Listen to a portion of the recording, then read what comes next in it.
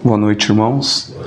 Vamos então abrir a palavra do Senhor no livro de 2 Timóteo, capítulo 4.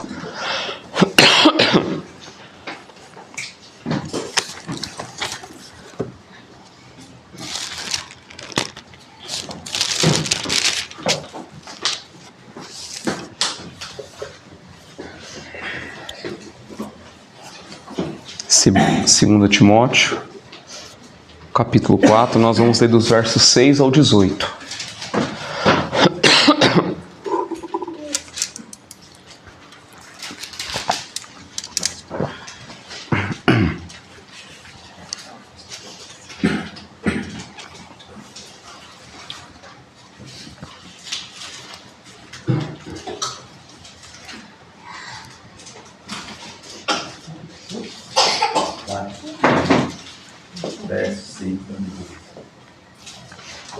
Amém? Os irmãos acharam?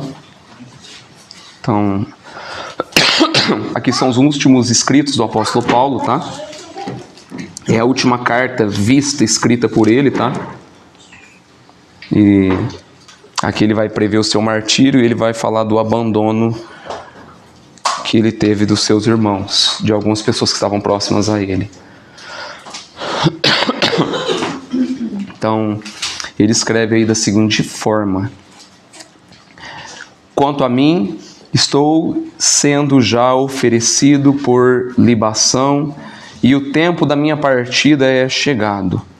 Combati o bom combate, completei a carreira, guardei a fé.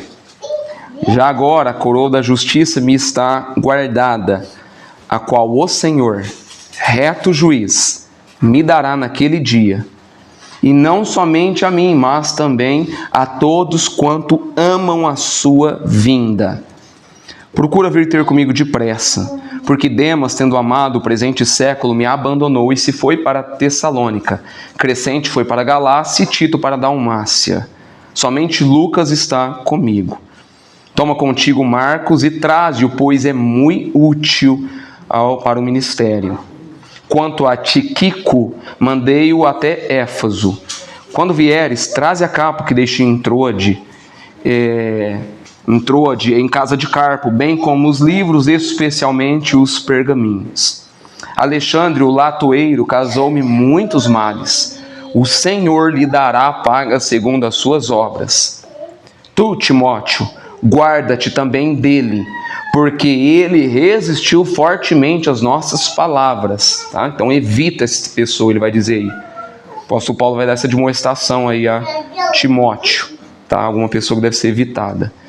Na minha primeira defesa, ninguém foi a meu favor, antes todos me abandonaram. Que isso não lhe seja posto em conta. Mas, todavia, o Senhor me assistiu e me revestiu de forças, para que por meu intermédio a pregação fosse plenamente cumprida, e todos os gentios a ouvissem, e fui libertado da boca do leão. O Senhor me livrará também de toda obra maligna, e me levará salvo para o seu reino celestial. A Ele a glória pelos séculos dos séculos. Amém. Vamos fechar os nossos olhos e estar orando a Deus. Senhor Deus e Pai, nós te agradecemos pela Tua palavra poderosa, viva, eficaz, atuante, mais poderosa que qualquer arma bélica deste mundo, Senhor. Nós estamos aqui rendidos à Tua presença, Senhor. Os nossos corações estão diante de Tuas mãos, Senhor. E eu te peço, Senhor, faça com que essa mensagem, que a pregação, Senhor, entre como uma espada de dois gumes a cada coração aqui presente. Ela é poderosa para isso, Senhor. Are os nossos corações, are a terra, Senhor. Prepare o local para que essa semente seja plantada. Precisamos de Ti, Senhor. Não conseguimos sozinhos. Perdoa as nossas falhas, perdoa os nossos pecados, Senhor. Perdoa, Pai, o que temos feito nessa semana e desagradou a Ti. Perdoa, Pai, os desejos, intenções, inclinações dos nossos corações. Mas a Tua palavra diz que a fé vem pelo ouvir e ouvir da Tua palavra. Ao ouvirmos as Escrituras, ao ouvirmos a Tua palavra, gere fé nos nossos corações. Precisamos da Tua presença, Senhor. para onde iríamos se só o Senhor tem palavras de vida eterna? Ajude-nos, Deus, guia-nos a toda a verdade, santifica-nos através da verdade que é a tua palavra, Senhor. Abra os nossos olhos, como o salmista vai dizer em Salmos 13, tira a venda dos meus olhos para que eu não durma o sono da morte. Ajude-nos, Deus, a ter a mente aberta, o intelecto aberto, a atenção voltada para Ti e para as Escrituras, Senhor. Nós sabemos que a vida cristã não é um mar de rosas. Nós sabemos, ó Pai, que a caminhada, a trajetória cristã, a busca do Teu reino, o avanço, o crescimento do Evangelho, do progresso de santificação, não vai ser somente flores. Nós vamos passar lutas, problemas, adversidades, como o seu próprio Filho vai nos dizer. Eu vos tenho, nós somos entregues para um matadouro, nós somos entregues para lobos. Prepara os nossos corações, Deus. Nós sabemos como é que é o mundo. Nós sabemos, ó Pai, a inclinação que este mundo tem. E precisamos ser guardados, fortificados pelo poder do Teu Espírito. E nós vimos, ó Pai, nos últimos momentos desse discípulo Seu, desse apóstolo Seu, Senhor, ele tributando glória, honra, adoração, louvor a Ti em meio à adversidade. Esse é o poder poderoso da graça sobre as nossas vidas, Senhor. Eu Te agradeço pelo Teu santo amor, em nome do Teu Filho Jesus Cristo. Amém e amém. Esteja conosco, Pai. Bom, algumas semanas eu estou sempre tratando de um assunto, eu não sei se alguns irmãos fizeram uma reflexão sobre isso. Eu estou falando muito sobre a graça. Porque esses dias eu estava meditando no Salmo 63, verso 3, e lá o salmista vai dizer assim: porque a graça é melhor do que a vida, por isso os meus lábios Te louvam.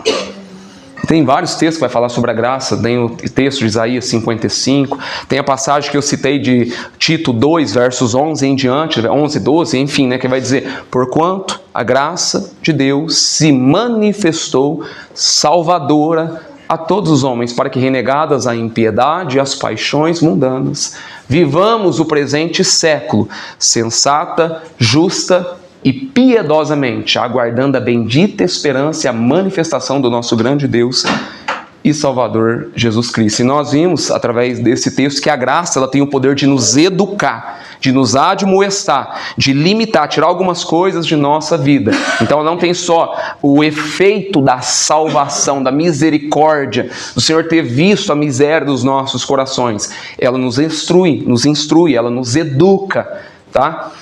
E nessas últimas palavras aí do apóstolo Paulo, de 2 Timóteo, capítulo 4, em diante, eu consegui ver aí a capacitação, a preparação da graça sobre as nossas vidas no último momento do nosso dia, no último momento, nas aflições, nas adversidades, nas tribulações que nós passamos. A graça não tem só o efeito salvador em si, misericordioso em si, mas ela educa, instrui e ela nos conforta, ela traz conforto e segurança. Nós todos sabemos que essa carta de 2 Timóteo é a última carta do apóstolo Paulo escrita à mão. Ele escreveu essa carta da sua segunda prisão em Roma. Nós sabemos que a primeira prisão aconteceu por volta do ano 61 e 62 depois de Cristo, amotinada, urdida, insurgida pelos judeus, pelos seus compatriotas, pelos seus concidadãos, tá? Pelos seus conterrâneos, que com ciúmes, emulação, perseguiram o apóstolo Paulo de forma desonesta e implacável. Está lá em Atos 9 e em Atos 14. Tá? Mas essa segunda prisão que ocorreu por volta do ano 66 e 67, depois da era cristã, tem por detrás não um aspecto religioso em si, não por o apóstolo Paulo estar pregando a pessoa do Senhor Jesus Cristo, que era contrário ao judaísmo, à seita farisaica. Não. Ali, essa segunda prisão tem um aspecto ali agora político, tá? Por quê? Porque no dia 18 de julho de 64, Roma é incendiada, ela é abrasada, tá? É colocado fogo na cidade. E diz alguns historiadores que esse incêndio foi provocado, instigado pelo próprio imperador Nero, devastando, arrasando tudo por 7 noites e 6 dias. E quando o incêndio termina, Nero coloca a culpa dessa ação, desse ato, nos crentes, nos cristãos. Por quê? Qual que é o ato que fundamentou que isso foi que aconteceu por meio dos cristãos? Embora fosse uma alegação falsa, tá? Mas ele teve um álibi para isso, tá? O que aconteceu? Porque a região, o bairro, as ruas que não foram atingidas pelo fogo eram povoados, sitiados por judeus e cristãos. E isso dá um álibi ali para Nero, para ele colocar a culpa desse incêndio em Roma aos judeus e aos cristãos, tá? E daí então começa ali uma caçada cruel, uma perseguição, uma busca doentia e cruel, um banho de sangue, uma chacina, um genocídio, um massacre na cidade de Roma. E também não somente em Roma, mas em algumas outras regiões. Então isso foi tão severo, diz a história, que faltou madeira para fazer cruz, tamanha quantidade de cristãos que foram crucificados e foram mortos. Os que não foram crucificados foram amarrados em postes, cobertos de piche, queimados vivos, e para iluminar as noites ali de Roma, tá? E Paulo ali, por ser um grande líder do cristianismo, por ser uma referência do cristianismo, ele é caçado como um líder dos incendiários e ele é preso novamente. Talvez, possivelmente, ali não tem relato em si, tá? Mas possivelmente, pode ser que ele tenha sido pego ali em Troade, tá? Na casa de Carpo, porque a Bíblia diz que ele não consegue levar consigo seus livros, seus pergaminhos, bem como também a sua capa, tá? Aí no capítulo 4, verso 13, tá? Até para evitar o frio daquela masmorra romana, onde ele foi colocado, jogado ali, de onde as pessoas saíam de lá somente com lepra ou somente para o martírio. Então, essa segunda prisão do apóstolo Paulo tem um aspecto político, foi urdida por Nero, por queimar ali Roma e colocar a culpa nos cristãos. E como Paulo era um grande líder, o cabeça do cristianismo ali, um dos líderes, cabeça do cristianismo na época, ele foi preso aí nessa segunda prisão. Então ele chega a afirmar nesta carta, tá, de 2 Timóteo, que em virtude dessa crise, em virtude dessa perseguição, em virtude dessa repressão, no capítulo 1, verso 15, todos os da Ásia me abandonaram. Todos os da Ásia me deixaram. Então todos aqueles que estão, e até isso cria até um medo, um receio sobre esses cristãos, porque todo aquele que for ligado a Paulo, todo aquele que tem uma intimidade com Paulo, corria o risco também de ser preso, tá? De passar pelo martírio, ser preso, ser morto. Então, dentro desse contexto, dentro desse enredo aí, ele escreve também no capítulo 2, verso 9, que ele está preso, agora não como apóstolo, não como um cristão, não como um seguidor de Cristo, mas como um bandido, como um criminoso, como um malfeitor, como um líder dos incendiários, como um líder desses montins, pelo qual eu, vai dizer aí, tá? Sofrendo até algemas como malfeitor. Então, ele está resoluto, tá? Ele está sem dúvida nenhuma que nessa perseguição, dessa prisão, não tem mais esperança, expectativa de livramento, de liberdade, de absolvição, porque ele vai dizer aí no capítulo 4, verso 6, quanto a mim, estou sendo já oferecido, entregue por libação, por oferta, por sacrifício, expendo do grego. Ele está sendo a vida dele, esse martírio, esse ato dele estar preso, depois ele partir para o martírio, ele já sabia que sairia dali somente para ser morto. E por isso ele vai escrever isso. Quanto a mim, estou sendo oferecido, entregue por libação, oferta e sacrifício a Deus. E o tempo da minha partida, da minha morte é chegado. Ele também vai testemunhar aí também no verso 16, que em sua primeira defesa, em sua primeira alegação, ninguém foi a meu favor, ninguém foi em minha defesa, ninguém foi me defender. Quem é esse homem? Ele que foi convertido lá na estrada rumo a Damasco, em Atos 9. Ele que ficou 3 anos na Arábia, Gálatas 1:17, Gálatas 1:18. Ele que retorna a Damasco e tentam matá-lo, em Atos 9, versos 23 a 25. Ele que sobe para Jerusalém e não é bem recebido pelos seus, está lá em Atos 21. E se ficasse por ali seria morto, mas antes esse homem tinha sido instruído pelo Espírito Santo para que não fosse fosse em Jerusalém, está lá em Atos 21, verso 4.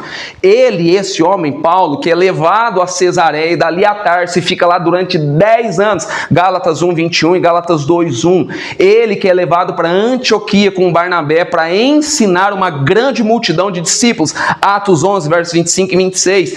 Ele que faz a sua primeira viagem missionária com Barnabé para a região da Galácia, e ali planta igrejas em Antioquia, Pisídia, Derbe, Listra e Icônio, em Atos 13 e em Atos 14. Ele que faz a sua segunda viagem missionária, agora com Silas em Atos 16, e deixa igrejas estabelecidas, plantadas em Filipos, Tessalônica, Bereia, passa por Atenas, prega o evangelho e se estabelece, finca ali em Corinto e fica ali durante 18 meses, deixa uma igreja estabelecida, fundada em Corinto.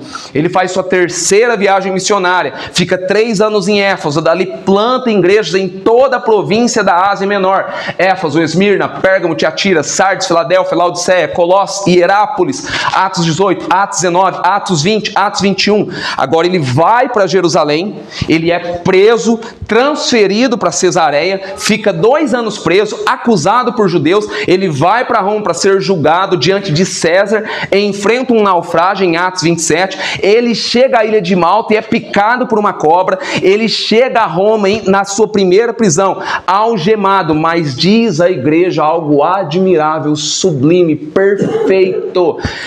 Eu quero que vocês, irmãos de Filipos, que vocês saibam que as coisas que me aconteceram antes têm contribuído para o avanço, para o progresso, para o crescimento do evangelho.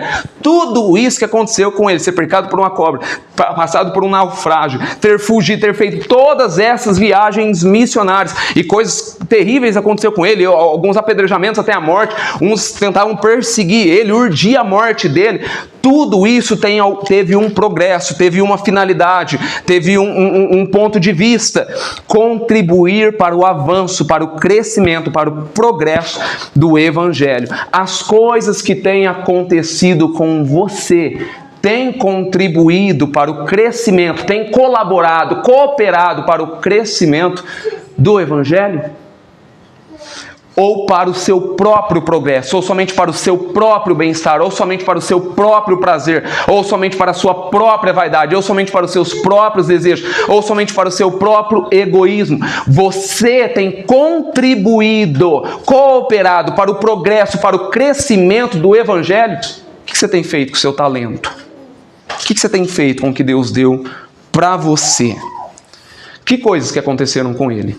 Foi perseguido em Damasco, rejeitado em Jerusalém, esquecido em Tarso, apedrejado em Listra, preso e açoitado em Filipos, expulso e escorraçado de Tessalônica, foi expulso de Bereia, foi chamado de tagarela em Atenas, foi chamado de impostor em Corinto, enfrentou feras em Éfeso, enfrentou um naufrágio no caminho de Roma, foi picado por uma víbora em Malta. Ele chega em Roma preso, algemado, mas entende, compreende, percebe que tudo isso, toda essa provisão, toda essa resolução, todos esses tipos de acontecimentos, tribulações, revés, revertem, devotam glória, louvor, exaltação a Deus. Era isso que preocupava, atinava ele. Não era o seu bem-estar, não era suas vaidades, não era o seu capricho. Pelo contrário, abrir portas do evangelho para tantas e inúmeras pessoas serem salvas por meio da pregação do evangelho. A pregação do evangelho não é somente de forma ativa, ela é de forma passiva. Sua conduta, suas vestimentas, seu modo de agir, seu modo de falar, suas reações. Você é visto pela sociedade, você é uma carta ambulante. Você exala o bom perfume de Cristo. Mas Paulo, ele fazia tudo isso, fez com que contribuísse para o progresso do evangelho. Não é o que também está lá em Lucas 15, 7?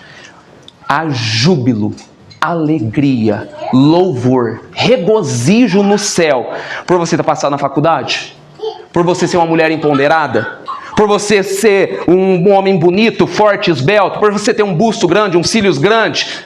Por você ter glúteos grandes? Não, há júbilo, alegria, regozijo, euforia no céu por um pecador, por um errante, por um culpado que se arrepende dos seus pecados, que reconhece as suas falhas. Armatalos do grego, reconhece o pecador, o armatalos, o errante, o culpado. Há júbilo no céu por um pecador que se arrepende dos seus pecados. E como crerão se não há quem pregue? O que nós aprendemos com tudo isso? Que nós extraímos até aqui, que ainda não é a pregação, tá? A vida cristã não é uma colônia de férias.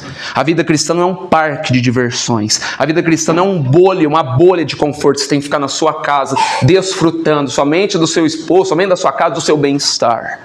Não, nós precisamos andar com Deus, viver uma vida superlativa, elevada, santa, sair fora da caixinha no bom sentido, ser homem e mulher de Deus, de oração, de jejum, cheio do Espírito Santo, como Paulo, enfrentando lutas, enfrentando lágrimas, enfrentando revés, pelo progresso, pelo avanço, pelo crescimento do Evangelho, não é somente militando pelo celular. E sim, vida ativa, visitando, estando perto, pregando a palavra, sendo testemunha, carta ambulante, conduta, padrão, palavra, vestimenta, tudo. Agora aqui, na segunda carta de Timóteo, ele está numa masmorra, num cárcere, escuro, úmido, frio, com o corpo cheio de chagas, cheio de hematomas e feridas. Por quê? Porque ele vai dizer, eu trago no corpo as marcas de Cristo.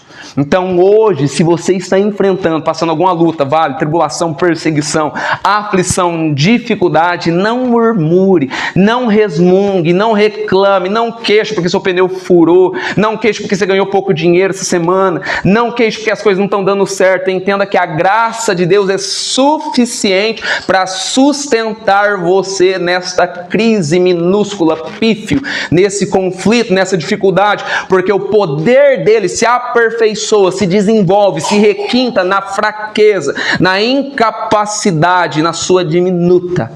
Amém. Segundo, a graça de Deus nos capacita para vivermos vitoriosamente a despeito das adversidades. Verso 9 ao verso 18. Então aqui, esse texto aí, ele está no final, no epílogo da sua vida. Ele escreve também uma carta lá a Filemon, tá? Na sua primeira missão, na sua primeira prisão, que ele já era o quê? Um homem o quê? Velho. Ele já era velho. Ele estava ali, escreve sua carta no último momento da sua vida, um homem velho, avançado em idade. Então ele escreve as cartas aos Gálatas também, que trazia no corpo também as marcas de Cristo. E no final da sua vida ele enfrenta alguns dramas e alguns dilemas. E o primeiro drama que ele está vivendo é a solidão. Olha só o verso 9 aí, né? Procura vir ter comigo, Timóteo, depressa. Verso 21. Apressa-te a vir, Timóteo, antes do inverno. E nós sabemos que não é simples, não é fácil lidar com a solidão, estar sozinho. É fácil você falar assim, você passa tranquilo. Você tem um esposo na tua casa para você abraçar. Você tem filhos para você brincar e correr. Você tem pessoas próximas. É fácil você falar para a pessoa que ela está passando que isso é pífio passageiro. Você não está passando, tem que ter resiliência, saber entender. Por isso que Paulo vai dizer, tem entranhados afetos, amai-vos cordialmente uns aos outros. O apóstolo Pedro vai dizer, amem ardentemente uns aos outros, porque o amor cobre multidão de pecados. Mas eles entender, antes de questionar, julgar, debater a situação, a luta que a pessoa está passando, tenta entender, está na pele da pessoa. E assim demonstrar um verdadeiro amor, não um falso amor, não amemos somente de palavras, João vai dizer, mas de ação e de verdade. Alegre-se com os que se alegram, chore com os que choram, demonstração de afeto, de amor. Então ele está passando um drama, e esse drama que é a solidão, ele está sozinho, solitário. Ele que viveu num meio de inúmeras pessoas. Ah, Derek, mas é normal ver sozinho. Gênesis 2:18, Deus vai falar o quê para Adão? Não, vai falar o quê? Ali até uma reunião, talvez, da Trindade ali, do Pai, do Filho e do Espírito Santo. Não é bom que o homem esteja só. Far-lhe-ei um auxiliador. Tem pessoa que acha, não, eu consigo viver bem sozinho. Deus falou que não é bom isso, mas para a pessoa ela acha que é melhor do que Deus. Mas a palavra diz: não é bom que o homem esteja só. Far-lhe-ei uma auxiliadora que lhe seja idônea. Olhando, exatamente, o irmão explicou sobre isso. Vai olhar, vai ver que um rinoceronte, uma onça pintada, uma cobra não é compatível com ele. Vai ver que uma ave que está voando no céu não é compatível com ele. Viu que um peixe não tem nada a ver com o homem. Então o Senhor, observando, lógico, a supremacia, a grandeza de Deus, ele fala: não é bom. Vou fazer alguém para confortar, para auxiliar esse homem, né? Então, não é bom, a solidão não é algo simples, não é algo fácil, tá? Paulo, que estava em meio de inúmeras pessoas, inúmeras multidões, levando a esperança do evangelho, ele termina e encerra a vida, encerra o seu ministério, a vida, encerra a sua trajetória cristã sozinho, enjeitado. E as pessoas que estavam próximas a ele têm medo de se associarem a ele, por medo também de ser preso, de ser martirizado, por causa de ter o mesmo destino que ele, o mesmo futuro, o mesmo quinhão que o apóstolo Paulo. Os da Ásia, como ele vai dizer em 2 Timóteo, aí, verso 1,15, os da Ásia me abandonaram. E ele diz ao seu filho Timóteo, o filho Timóteo na fé: você, Timóteo, vem depressa, vem sem demora, vem antes do inverno, vem, vem antes do inverno, porque senão você não vai poder navegar, ou talvez eu não esteja mais vivo. Então ele sente na pele o que é a solidão, aquilo que ele ensinou, que nós cristãos somos um corpo, intrínsecos, unidos, um auxiliando, cooperando, apoiando um ao outro. Agora ele estava sozinho e solitário. Ninguém para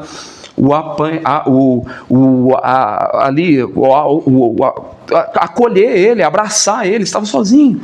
E que nós observamos aqui nesse primeiro ponto de vista aqui, que a graça de Deus não nos livra de enfrentar solidões. Nós vamos passar por um momento de estar sozinhos, mas a graça de Deus nos assiste em meio à solidão. Salmos 23, verso 4: ainda que eu ande pelo vale da sombra da morte, não temerei mal nenhum. Por quê? Porque tem guardas ao meu lado? Porque tem alguém me protegendo? Não, porque tu estás comigo. Verso 10, porque ele vai dizer também, né? Paulo enfrenta também não somente a solidão, mas ele enfrenta o abandono. Verso 10, porque Demas, tendo apreciado, amado o presente século, me abandonou, ektaleipo do grego, foi embora, foi-se, sumiu, desapareceu. Não é fácil ser abandonado, desamparado, enjeitado no final da sua vida ainda. Não é fácil ser abandonado, desvalido quando você mais precisa de ajuda. Não é fácil ser abandonado, deixado por aqueles em que você tanto investiu, tanto orou, tanto ensinou. Então Paulo sente o abandono, sente-se rejeitado, mas a graça de Deus não nos livra do abandono, mas a graça de Deus nos assiste, nos examina, mesmo quando somos abandonados e esquecidos pelos homens, ou seja, pela sua esposa também. Terceiro ponto, Paulo ele enfrenta um drama aí da traição. Verso 14, Alexandre, o latoeiro, causou-me muitos males. O Senhor lhe dará paga segundo as suas obras. Olha só que interessante. Alguns historiadores dizem aí que foi esse próprio Alexandre, porque não tem outra menção desse homem em qualquer outro livro, em qualquer outra carta do apóstolo Paulo, somente na carta de 2 Timóteo. Então alguns historiadores, são especulações, tá? Dizem que pode ter sido até ele mesmo que provocou essa prisão do apóstolo Paulo, tá? Especulações. Mas mesmo esse homem pregando o evangelho, com o coração disposto, com o coração dedicado à obra de Deus, levando, conduzindo pessoas a Cristo, plantando igrejas, vivendo a expansão, o avanço, o crescimento do reino de Deus, Alexandre, o latoeiro, puxa o seu tapete. Alexandre, o latoeiro, empunhala ele pelas costas. E o texto vai dizer aí no capítulo 4, verso 15, que este homem era até resistente à palavra, não dava muitos ouvidos ao apóstolo Paulo, e faz muitos males ao apóstolo Paulo. E eu te pergunto, não é assim também hoje? Você quer buscar mais a Deus, você avança, faz a obra, ora, jejua, busca mais santificação, foge do pecado. As pessoas próximas a você, movidas por inveja, movidas por emulação, fazem de tudo, urdem de tudo, ardem em seus corações por sua queda. E isso, irmãos, às vezes acontece dentro da igreja. Nossa, está buscando demais, hein? Vai cair, quando cair vai ser... É assim. Cuidado com isso. 1 Coríntios 3,16, o amor não se alegra com a injustiça, mas regozija-se com a verdade. Ô, irmão, ele está crescendo, está avançando, alegre, meu Deus, olha o que o Senhor deu para ele. Alegre, o irmão está avançando, está crescendo, está querendo buscar mais santificação, está querendo orar mais. Não joga uma água fria, um balde de água fria, pelo contrário, auxilie, dê mais, auxilie, mostre outros seus, incentive ele a buscar mais a Deus. O amor não se alegra com a injustiça, mas regozija-se com a verdade. Paulo passa por esse tipo de situação, a situação da traição. E não somente aí por Alexandre Latoeiro ter puxado o tapete do apóstolo Paulo, não. Situações de traição acontecem em todos os momentos, seja dentro da nossa casa, seja com um amigo próximo a nós, seja com aquelas pessoas que nós dizemos que são amigos, até parentes.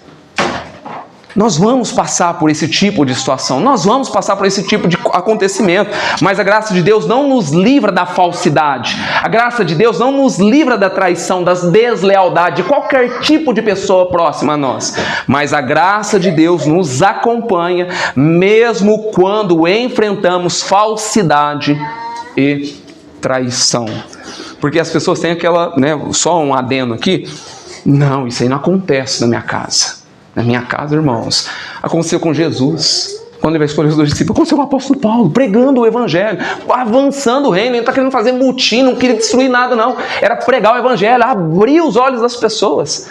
Tem sempre um bem para tentar puxar o tapete. Nós vamos passar por esse tipo de situação, tipo de acontecimento. Nós não vamos ser livrados desse tipo de acontecimento. Nós vamos passar por esse acontecimento, mas Deus está nos assistindo. É isso que ele está querendo dizer. Quarta coisa que Paulo enfrenta, a prisão. Verso 13. Quando vir Timóteo, traz a capa que deixei em Troade. Por que ele está dizendo isso? Traz a capa. Porque ele está em uma masmorra, em um cárcere, tá? O inverno frio é intenso e estava chegando. E em Roma as temperaturas ali naquela época eram baixíssimas, na época do inverno. Eram muito baixas. E nessa época, e também não somente pelas temperaturas ser baixas, ele também já era avançado em idade. Ele já era velho e as pessoas sentem mais frio com essa idade. Ele teve privações, ele teve apertos severos, teve privações de coisas básicas, essenciais. Era um homem separado por Deus, escolhido por Deus, e talvez murmuramos, somos insatisfeitos, questionamos por coisas torpes, estúpidas, infames, passageiras. E esse homem que fez tudo para o progresso, para o avanço do evangelho, não tinha um cobertor para se cobrir no inverno. Estava sozinho, sem um cobertor. O que vai dizer lá em Hebreus 13, verso 5? Contente-se com o que você tem, porque nunca o deixarei, jamais o abandonarei. Quem disse isso? Deus.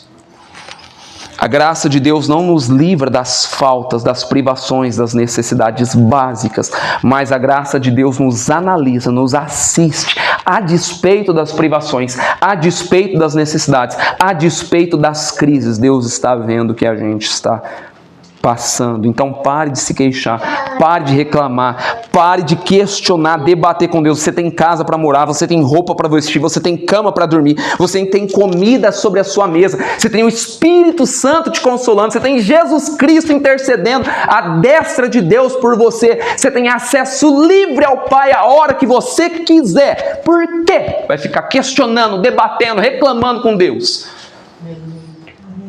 Porque o maior apóstolo do cristianismo, o maior evangelista da igreja, o maior missionário da história, o maior plantador de igrejas da história do cristianismo, termina e encerra a sua vida sem ter um cobertor velho, uma capa velha surrada para se cobrir, para se livrar do inverno. Um homem que era mais digno de tudo que nós temos hoje. Merecia tudo que nós temos. Nós não merecíamos nada. Mas a graça de Deus nos assiste nesse momento. para ver como é que nós estamos diante dessa situação. Vamos ver. Você vai questionar, debater, como é que vai ser o coração dele. Deus conhece o coração, embora você fale, não, eu não questiono, não debato, não murmuro com Deus, não. Deus conhece o seu coração. Quinto, Paulo lida com a ingratidão dos seus irmãos, verso 16. Na minha primeira defesa, ninguém foi ao meu favor. Antes, todavia, todos me abandonaram. Talvez ele imaginasse, ou talvez idealizasse, que por pregar em vários lugares, ter conhecido inúmeras pessoas, ter plantado várias igrejas, ter tido muitos irmãos, ao menos alguém, uma pessoa, um ser compareceria ao seu favor, em sua defesa. Ele não era um bandido, ele não era um malfeitor, ele não era um bandoleiro. As acusações eram falsas, as acusações eram levianas. Ele era inocente, não tinha culpa, não era um criminoso. O trabalho dele, o ofício dele era outro, é levar, trazer a esperança, levar a salvação, conduzir as pessoas à salvação, mostrar a vida eterna. Ele chega na audiência e não tem sequer uma pessoa para o defendê-lo. Ele vê a falta de consideração, ele vê a ingratidão daqueles que ele tanto orou, tanto evangelizou, tanto amou, tanto investiu, e do ponto de vista humano ele estava desamparado, sozinho, ninguém foi ao seu favor no último momento da sua vida. Mas a graça de Deus não nos livra da ingratidão, da falta de consideração dos homens, mas a graça de Deus nos assiste, mesmo quando as pessoas são ingratas conosco. Isaías 49, verso 15. Ainda que a mãe viesse a esquecer do seu filho, eu, todavia, o Senhor diz, jamais me esquecerei de ti. Então, um homem que não tinha ninguém ao seu favor, ele pregou, nós vemos, ele pegou quase em toda a Ásia. Quantas igrejas ele plantou? Quantos irmãos ele tinha? Não tinha ninguém. Nós somos capacitados pela graça, não somente para suportar todo esse tipo de adversidade que esse homem suportou. Se não fosse a graça de Deus, ele não teria estrutura. Ninguém teria estrutura moral, natural, humana para lidar com esse tipo de situação. Por mais forte que seja, por mais esbelto que seja. Mas a graça fortalece ele, capacita ele para lidar com todo esse tipo de situação. Ingratidão, solidão, traição. Deus te capacita, Deus fortalece, Deus guarda o teu coração. Mas não somente isso, somos capacitados pela graça a termos belos valores, bons frutos de vida. Como assim? Olha aí no verso 7. Combati o bom combate, completei a carreira e guardei a fé. Os verbos aí estão aonde? Presente, passado ou futuro? Passado, tá? Combati o bom combate, completei a carreira, guardei a fé. Então no passado, tá? Ele faz um resumo, uma análise, uma investigação da sua trajetória de vida até ali. Ele diz que sua vida não foi comodidades, amenidades, de conforto, e sim um combate, uma luta, como um corajoso soldado preparado para qualquer tipo de guerra e de batalha. Como ele vai dizer em 2 Timóteo, capítulo 2, verso 10, tudo sofro por amor dos escolhidos. Não tinha conforto, ele não dormia, tinha privações para o avanço, o crescimento, o progresso do evangelho. Era mais satisfatório para ele satisfazer a Deus, tributar glória a Deus, louvor a Deus através da pregação do progresso do evangelho, do que se preocupar com ele mesmo. Segundo, ele não parou a obra no meio, como algumas pessoas. Eu preguei aqui, no momento agora eu vou parar, não quero saber mais disso não, isso aqui é muita luta.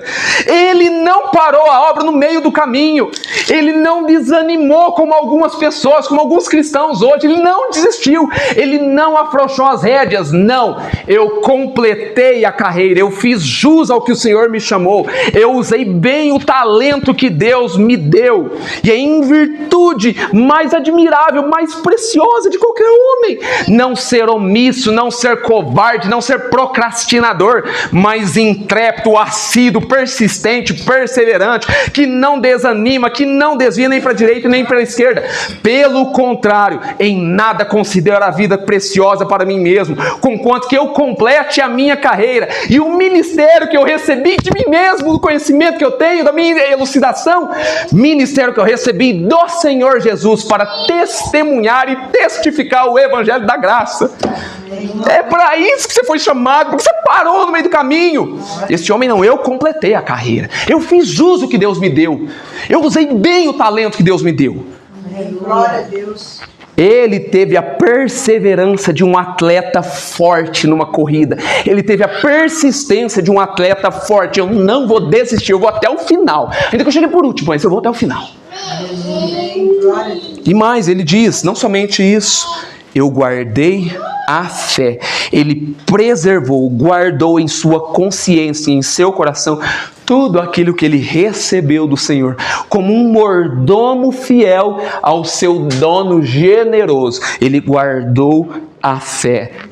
1 João 5,4, esta é a vitória que vence o mundo. O que é? A nossa fé. Ele guardou a fé. E é bom ter vários termos para isso. Guardei a tua palavra no coração para não pecar contra ti. A fé vem pelo ouvir e ouvir da palavra. É isso mesmo, guardar no coração, guardar na mente. Ter convicção, fé, certeza de coisas que espero. Convicção de fatos que não se veem. Eu não vejo Deus, eu não sei, eu não consigo tatear, eu sei, mas eu sei que Ele existe. Convicção, eu vou me dedicar minha vida, que eu morra por isso, seja degolado por isso. Ele guardou a fé. Ele não desanimou. Ele não retrocedeu, ele não parou, ele não brecou, não parou no tempo, ele avançou. Isso aqui é para todos nós, tá? É para todos nós. Então ele diz, ele relata isso, né? Todos esses tipos de acontecimento, e principalmente esse daí, quando ele vai dizer, eu completei a carreira, combati o bom combate, completei a carreira e guardei a fé. Ele vai dizer isso, ele vai relatar isso, certo, resoluto, convicto de que vai morrer, ele vai morrer. Certo, convicto que vai partir, e isso foi no último momento de suas vidas. Ele vai dizer no verso 6, quanto a mim, estou sendo já oferecido por libação e o tempo da minha partida é chegado. Então olha só que tem duas coisas intrigantes aí que ele vai mencionar aí, nessa passagem aí do verso 6, tá? Primeiro, não é Roma que irá matá-lo, não é Roma que vai tirar sua vida, é ele que vai se entregar, não para César, não para Roma, não para os soldados, mas se entregar como uma oferta, uma libação a Deus. Eu vou entregar o meu corpo para Deus, a morte dele será uma libação para Deus. Ele não tem medo da morte, ele não tem medo do óbito, porque morrer não é só simplesmente descansar das suas fadigas, como o mundo fala aí. Vai, descansou, ele descansou. Ele estava cansado. Morrer é isso mesmo, é descansar das suas fadigas. Não, e sim é uma passagem, é um porto, um umbral, rumo à eternidade com Deus, ir para a casa permanente, infindável, cidade santa, para o céu, para a glória eterna. Não somente isso, ele vai dizer que os olhos deles, a ótica, a perspectiva eterna dele, já estavam nos olhos dele, a perspectiva do amanhã, de estar com Deus. Verso 8, já agora, olha só que interessante, verso 8. Agora a coroa da justiça me está guardada. Peraí, já está guardada, a qual o Senhor reto juiz me dará naquele dia. Ele tinha convicção que o morrer, ele não vai se entregar para a morte porque Roma prendeu ele, ou porque era urdida ali pelos cidadãos romanos, ou urdida ali por Nero. Não, é como eu estou sendo entregue como uma oferta, uma libação a Deus, como um sacrifício a Deus. E outra, morrer, eu viver é Cristo, morrer é lucro. Passar daqui para a morte, eu vou estar com Deus, melhor estar com Deus, outras passagens ele vai dizer. Mas não somente isso, ele tem uma perspectiva eterna do amanhã. Você já tem isso? Você já pensou nisso? Uma perspectiva eterna do amanhã? A coroa da justiça já me está preparada lá no céu. Né? Não estou preocupada em ganhar dinheiro, trabalhar amanhã para ganhar um dinheiro, é isso? Não. Tem coisa muito mais preciosa. A ótica, se eu vou viajar semana que vem, se eu vou viajar mês que vem, é isso? A perspectiva, a ótica dele? Não. A ótica, a perspectiva dele é o que? A coroa da justiça já me está guardada, ao qual o Senhor reto juiz me dará naquele dia. Observe que a sentença que pesava sobre ele vinha de Nero. O tribunal da terra o considerava culpado, réu, criminoso, com acusações falsas, levianas, adúlteras, mas logo ele estaria em um breve momento na presença do reto, do justo, do fiel juiz. Lá a sentença dele é lavrada, lá ele será considerado justificado, absolvido, lá a recompensa dele, o galardão dele será dado, lá a coroa da justiça estará em suas mãos. Ele não tem medo do sofrimento, ele não tem medo do porvir, ele não tem medo do amanhã, porque ele não caminha para a morte, ele não caminha por martírio, ele caminha para a recompensa, para o prêmio eterno, para a salvação eterna. Melhor é estar com Deus. Glória a Deus. Você é assim? Você crê assim? A graça de Deus também nos capacita para recebermos a assistência do céu na hora da morte. Versos 17 e 18. Mas, conjunção adversativa, entretanto, porém, diante do abandono das pessoas, diante da ingratidão dos homens, diante da solidão, diante dele estar num júri, diante de estar diante de pessoas, e ninguém foi em sua defesa, mas, todavia, o Senhor me assistiu, me revestiu de forças, para que por meu intermédio a pregação fosse plenamente cumprida, e todos os gentios a ouvissem, e eu fui libertada da boca do leão. Irmãos, isso aqui se cumpriu. Você é gentil. A palavra está aí para você, essa carta aqui é dele. Ele cumpriu o ministério dele. É isso o desejo que ele queria, era isso o desejo do coração dele. Qual que é o desejo do seu coração? O que você quer que cumpre? O que você quer que cumpre? E o desejo dele é isso: todavia o Senhor me assistiu, me revestiu de força, para que por meu intermédio a pregação fosse plenamente cumprida, e todos os gentios a ouvissem. Você é gentil, você está ouvindo essa mensagem aqui hoje. E ele foi liberto da boca do leão, ele foi salvo por Deus, abandonado, desamparado pelos homens, mas assistido, observado por Deus.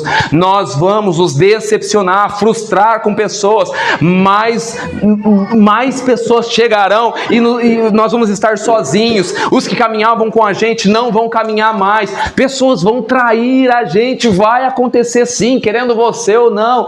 Na sua primeira defesa, o apóstolo Paulo vai dizer: ninguém foi ao seu favor. Ele está desassistido pelos homens. Não tem ninguém que o auxilie, que o ampare. Mas o Senhor me assistiu. Mas o Senhor me revestiu de força. Paulo não era um super-homem, ele não era um homem de ferro. Ele era um ser humano como eu e você. Tinha sentimentos.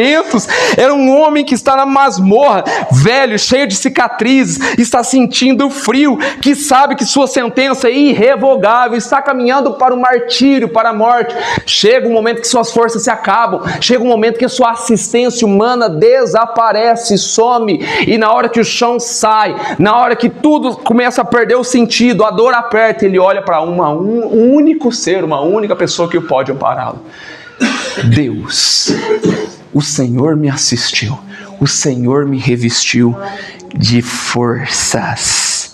Deus, ele aponta, ele mostra, ele olha para Deus, ele pondera e diz: o Senhor me assistiu, o Senhor me revestiu de forças. Esse é o nosso Deus que nos prepara, nos molda, nos habilita para enfrentar qualquer tipo de crise, qualquer tipo de dilema, e até mesmo a própria morte, a solidão, o abandono. Deus não te abandona. E não somente isso, Deus nos dá poder, força para cumprir o nosso ministério, o ministério que é dado por Ele, mesmo nas provas, mesmo nos impasses. Verso 17: para que por meu intermédio a pregação fosse absolutamente cumprida e todos os gentios a ouvissem. Então observe que ele está no corredor da morte, na beira da morte. O que preocupa ele não é o que se vai viver, se ele vai viver ou morrer. O que preocupa ele não é se ele vai ser solto, se ele vai ficar preso. O que preocupa esse homem é se a palavra de Deus alcançou o seu propósito, alcançou o seu objetivo,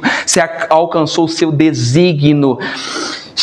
chegue mais longe, vá a horizontes mais largos e todos os gentios, inclusive eu e você, possamos ouvi-la e sermos salvos através dessa mensagem. Ele está preso, ele está encarcerado, mas a palavra de Deus não está algemada.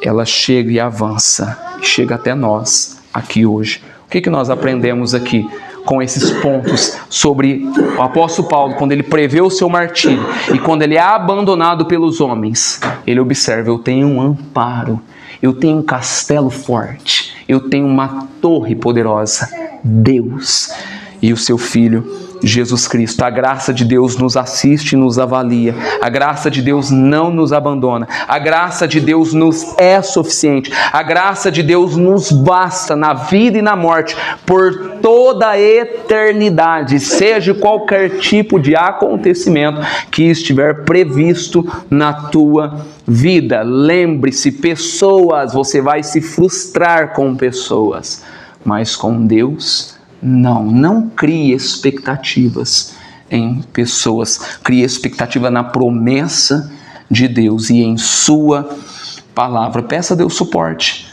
para que quando um dia isso acontecer com você, você tenha a mesma solidez, a mesma temperança que o apóstolo Paulo teve para lidar com esse tipo de situação. E ele não foi como alguns cristãos hoje em dia: aconteceu com ele, ele fez isso comigo, ele me abandonou, então que aconteça coisa pior com ele. Não, Senhor, que isso não seja posto na conta deles.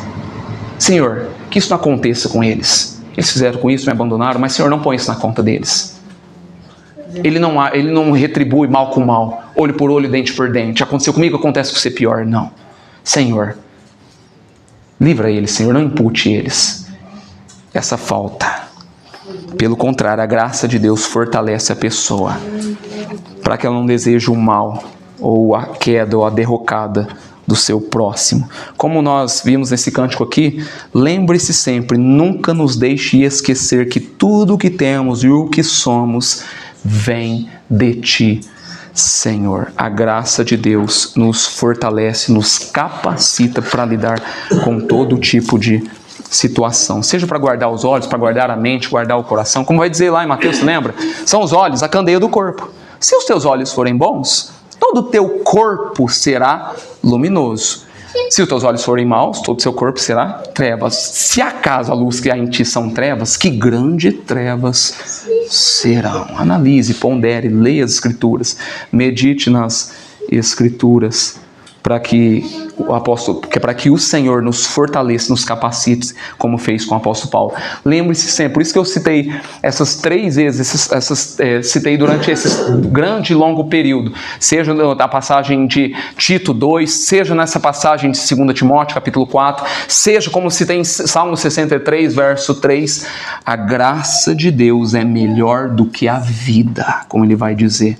Por isso a importância, Deus nos salvou, mas Ele nos capacita para lidar, através da sua graça, para lidar com todo e qualquer tipo de situação. Amém? Vamos orar a Deus.